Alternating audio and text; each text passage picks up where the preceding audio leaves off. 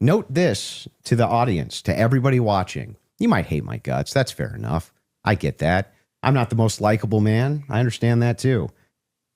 But there was nothing, no evidence at all that Tyler Robinson was a patsy that was ever put forward by Candace this entire debate. Interestingly enough, there's actually a moment in the debate that almost predicts everything we're arguing about right now. He says here he would like to score himself. He gave himself a 7 out of 10 and gave Candace Owens a 3 out of 10. Yeah, she had nothing.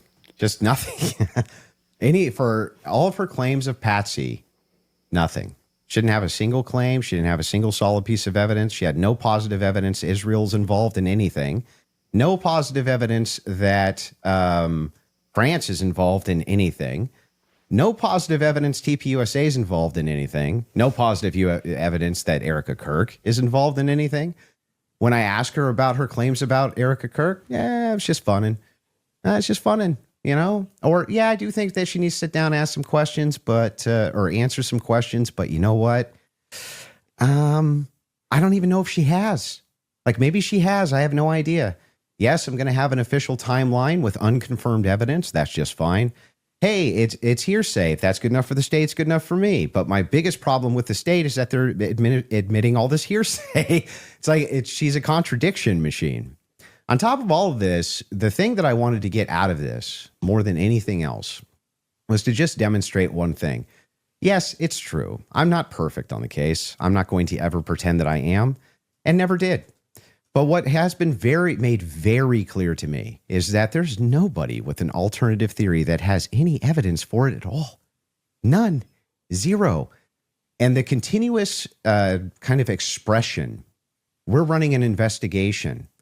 What kind of investigation builds a timeline out on a receipt that they don't even confirm? What kind of investigation tries to make these bold claims that Israel's involved and France is involved and all these different players are involved and never shows any evidence? We're just asking questions. It's again, like I said in my opening, it's always intuition, my feelings, how I feel about things, how I think about things.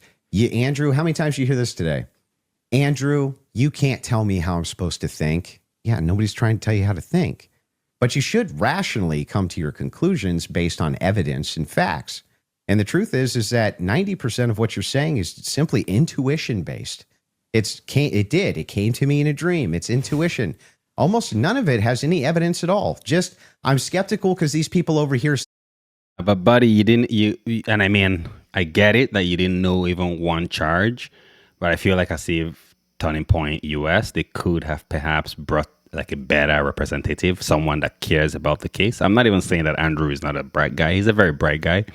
But I think that he just wasn't that ready for this debate. And he's not the one to do these debates. I think they should have put someone who has more care for the case. Because Andrew obviously couldn't be that bothered about it. I wonder why he would pay $300K to go somewhere and not even know one of the charges. Things, and that makes me skeptical. It's but no evidence. Note this to the audience, to everybody watching. You might hate my guts. That's fair enough. I get that. I'm not the most likable man. I understand that too.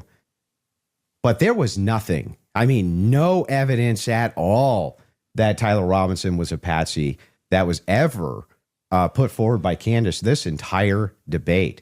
Now, maybe you could say that we stalemated when it came to whether or not Robinson did it. She says, I found the evidence convincing. Unconvincing. Andrew says he found the evidence convincing.